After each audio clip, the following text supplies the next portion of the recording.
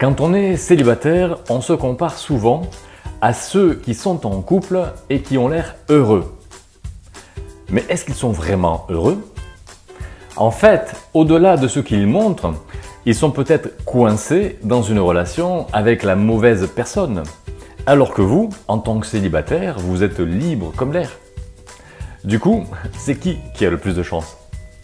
Tout cela pour vous dire que à chaque fois qu'on se compare aux autres, on se trompe, à coup sûr. Que l'on se trouve moins bien ou mieux qu'eux, on a tort, car leur histoire et la nôtre ne sont pas du tout identiques. Par exemple, ce n'est pas parce que vous avez une Rolex à 40 ans que vous avez réussi votre vie et que toutes les années qui suivent 40 seront fantastiques. Car vous pouvez très bien avoir un revers de médaille après 40 ans, voire un revers de Rolex, et vous retrouver à la case départ du Monopoly. Chaque fois que vous vous comparez aux autres, ça revient à vous définir par rapport à eux.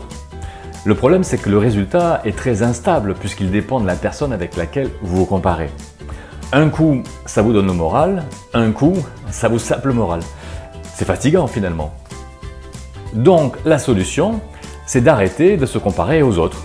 Et si vous tenez absolument à vous comparer à quelqu'un, comparez-vous à vous-même il y a 6 mois, 1 an ou 5 ans et voyez à quel point vous avez progressé depuis.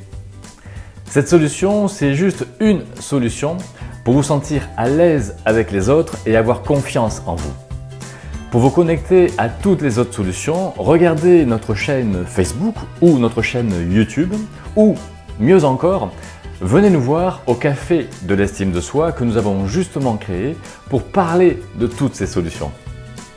Pour connaître la date des prochains cafés et vous inscrire, cliquez sur le lien qui s'affiche soit dessous, soit dessus cette vidéo.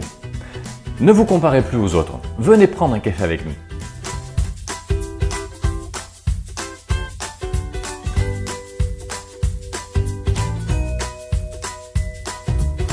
Oh, moi, je me compare pas, évidemment.